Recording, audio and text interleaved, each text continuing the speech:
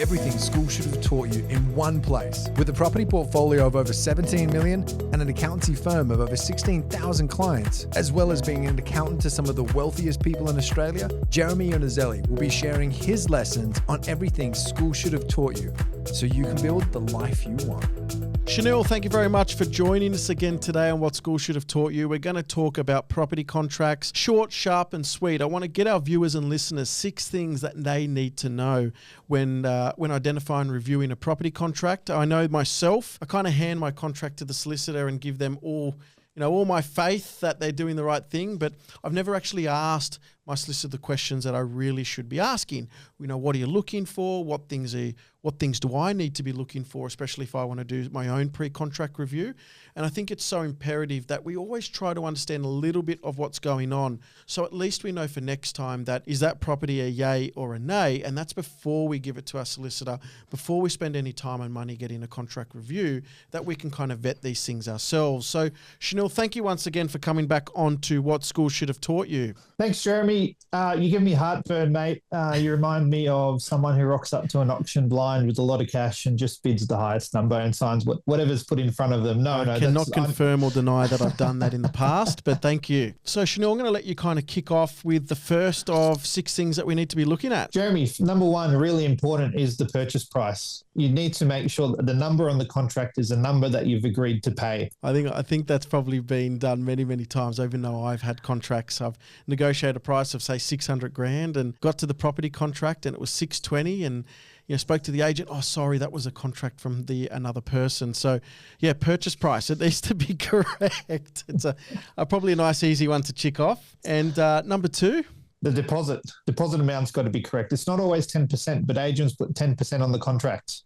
So what is the allowable deposit amount? Can we get away with putting 1% deposit? You can get away with putting 1% deposit. And if you get a 1% deposit contract, you're very lucky. I've never seen it. The lowest I've seen is 5%. So just keep that in mind. Again, anybody listening, not necessarily doesn't need to be 10%. That's more of what the agent gives you as a bit of an arbitrary amount. More cash you put into the deal, obviously more keen you are to buy the property, more you've got to lose, but you have the right to negotiate, a lesser deposit, 5%. And if you're lucky enough to negotiate a 1% deposit, it sounds like you win him. One of the other things is special conditions, finance conditions, pest and building, due diligence clauses, 10 days cooling off. What do you want to just share with me a little bit about that for finance and other conditions, Shanil? Number 3? Yeah, absolutely. Well, in New South Wales, where I do a lot of contracts, you don't really get building and pest and finance conditions in the contract. Maybe sometimes where they are more common is in Victoria. And I just want to talk about the finance condition. The finance condition in Victoria, most of the time, states that if you don't get finance, you've got to produce a letter from the bank stating that you've been rejected from finance. It's not a case of you decide to pull the pin because you don't want to go ahead with the property anymore. You need to show written evidence that you've actually been rejected from finance. So that's an important one. And I suppose I've seen state by state, there's very different terminology around cooling off periods. Queensland, they've got 21 days subject to finance clause and 21 days or 14 days subject to pest and building. New South Wales, it's kind of just I think that's an arbitrary 5 days cooling off they give you. Is that correct? Yeah, that's right. You get 5 days. Unless you give a 66W, which waives your cooling off. It's 5 business days, which is it's 5 days, which is the statutory period. You can extend it under Section 66S. If the vendor agrees. And that means you can increase those days from, say, 5 to 10 or another 15, amount. That's right. And then I've seen some other states, Shanil. I know it's not a huge amount of buyer activity at the moment compared to, say, 2-3 years ago. But in WA, there's no cooling off period. You kind of got to get all your due diligence being done and allowed for inside their special conditions. And then when you sign the property, you sign. Auctions, to note that an auction, Shanil, again, you waive all your rights for cooling off when that hammer falls.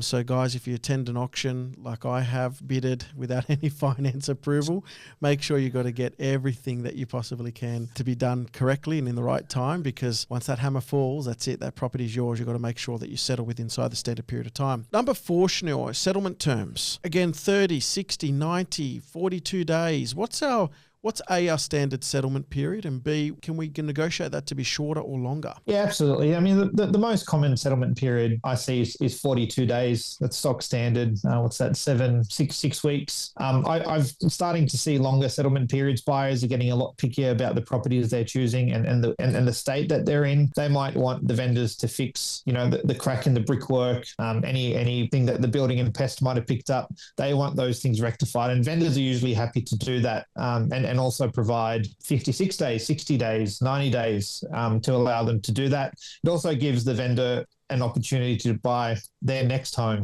during that period and align the settlement dates with their sale. Now, I just want to ask a question. This is important for everybody out there because I've had offers when I've been selling properties. An offer came to me, I'm a cash buyer, no loan, I can settle in 2 days. Now, to me, when someone came to me and said I can settle in 2 days, I knew they were the biggest load of, I won't call it what it is, but you can't settle in 2 days from my experience because it takes time to get all the things being done in the background as part of the settlement period. So generally, as a minimum, if someone wants to be quite aggressive and say, I'm prepared to settle this property as quickly as I can, what would be a certain time frame that would be comfortable for the solicitors and the banks to be able to get a property being settled? Well, you don't even need a contract to sell to transfer a property. You just need the transfer, and you can get it done pretty quickly. Within a week, I'd say, now that we've got electronic stamping for transfer duty. If you wanted to tick all the boxes, I'd say 15 business days. And the reason for that is that most councils are very slow in getting their Section 10.7 certificates out for inclusion in the contract. So anybody comes up to you and says, I'm prepared to settle the property in a couple of days, I'd probably send them back and say, guys, not a very good comment to make because it shows you're not sure what you're really doing. So, Shanil, I just want to talk about point number 5 now, which is some little hidden things inside a property contract that, we might be a new buyer or it might be a seasoned buyer, but just some little things in there that might catch us out. Do you want to share with us what some of those could be? Jeremy, a couple of things I'm seeing at the moment relate to cooling off periods and deposits. In most states and territories, it's about $1,000. In New South Wales, it's 0.25% of the purchase price that you pay when you exchange. You have a cooling off period, say 5 days. At the end of the cooling off period, the balance of the deposit is payable. If you don't go ahead with the contract, however, the 0.25% or the $1,000 is forfeited. A lot of buyers don't know this. They think they can buy 5 days for 0.25% or $1,000 and at the end of it pull out and get their money back. But that's absolutely not the case. You forfeit. And some states it is refundable, but not all states. I'm just starting to see some cheeky things come into account. But yeah, that's important. You may lose that little bit of a holding deposit that you put on the property if you don't go forward with it. And how about the actual deposit? Say, for instance, you've got through the cooling off, you've gone through, you've exchanged contracts unconditionally, but you actually can't settle. What's our risk? The risk is that you lose the balance of the deposit. And what I mean by that, you might negotiate, for example, a 5% deposit. But what that really means, if you read the special conditions and you have a really good lawyer explaining to you what's going on, you pay 5% at exchange and 5% is payable at settlement. But if you don't settle, you owe the balance of the 5% to the vendor, as well as opening yourself up to risk of getting sued for damages. Just because you put 5% down, or say you're a really good negotiator, you put a 2% deposit down, the balance of the 8% is payable if you don't go through with the sale of the property. And also the risk of being sued if that property then sells at a lesser price later on. Absolutely. So some good stuff in there to consider. And I've left this for last, but I know number 6 is a big one. This is where you guys get paid the big bucks for reviewing contracts. It's the legal and title checks. It sounds simple enough, but what are the risks? What are the things we need to be looking for when we are considering the legal and title checks? Yeah, so Jeremy, legal and title checks really important. The most important piece in all of that is ensuring that the person who's selling you the property is actually the registered proprietor on title. Otherwise, you're not really buying the property off the registered proprietor. And you haven't got a valid contract to start with. Yeah, exactly. That's right. I've seen that so many times, especially in dispute cases and divorce cases. Husband and wife are both on the contract. The husband's upset. He goes and puts the property on the market straight away. And he actually not legally entitled to do it because the wife's on the contract. The wife's on the title. And vice versa. It could be the wife on the title solely, but both husband and wife are on the loan, and she's gone ahead and put the property on the market because of a dispute, whatever it may be. But he's got, doesn't sign the discharge paperwork for the banks and all of a sudden the courts put a pause on it because, hey, this particular property could be going through the matrimonial courts. So yes, I've seen some funny things with that stuff in the past. Yeah, absolutely, Jeremy. And I guess a couple of the other things are when you sign a contract, you're given a bunch of disclosures. In Queensland, there's a new Section 32 disclosure regime. We've had that in New South Wales for a very long time. It is conducting those legal and title checks just before settlement, ensuring that what's been disclosed to you in the contract before you signed it is actually true and correct and accurate. So what would that be? Would that be like an approved pergola, for instance? Or Yeah, absolutely. One of the things that's really common at the moment is covenants over land. So if you're buying 600 squares with a fibro house in it, you might have a covenant from the 1950s that says on that land, nothing other than a house made out of fibro or weatherboard can be built. And if you're buying the house to build a double brick duplex, then the land's not fit for what you want to do. Now, I've actually got a great example. I've had a client who purchased a takeaway shop with a covenant that it had to donate $10,000 a year to the local school where it was attached parish. And that's been going on for 20 years. So whoever must have been the land would have been owned by the school at one stage and then bought. Part of that agreement of buying that land was that the person would have to, give $10,000 a year to the local school. But my client bought it, great deal. But the last 3-4 years since owning it, he has given $10,000 a year to the local school, which is the neighbouring school adjacent to the property. So covenants are real and they are enforced. So that anyone out there who's buying properties and it's got covenants, you don't know what it is, or you haven't seen it before, or no, don't worry, she'll be right type of attitude, be very careful. These things are enforced. And how about things like easements, encumbrance, and caveats? Shanil, are they common with inside the land and title checks as well? Yeah, absolutely. So those things should show up on the title that the copy of the title you get in the contract. You've got to check what easements are burdening the land. If there's stormwater pipes underneath, if your driveway can be used by the neighbours to access their property, etc. Really important to know that so you don't get a surprise in the middle of the night with cars driving down the side of your house. And land tax searches and GST, they're all common things that people tend to miss and gloss over as well. Yeah, so the two big ones, the two big searches at that federal level, section in New South Wales, firstly is the Section 47 search, which is a land tax certificate. You don't want to be buying a land that has a land tax owing on it, so we adjust for that at settlement. The other one is to ensure that the vendors disclose either in the contract or to you their capital gains withholding certificate to state that they are an Australian resident. And at settlement, you don't have to withhold some money from the proceeds and send it to the ATO. Because it is now the responsibility of the purchaser to withhold that certain amount of money and remit that to the tax office. And that's kind of come in over the last 3 to 5 years with obviously a lot of builders and developers going bust. They used to collect the GST as part of the sale price and then rip out the money, liquidate the entity, and off they ran into the sunset with a lot of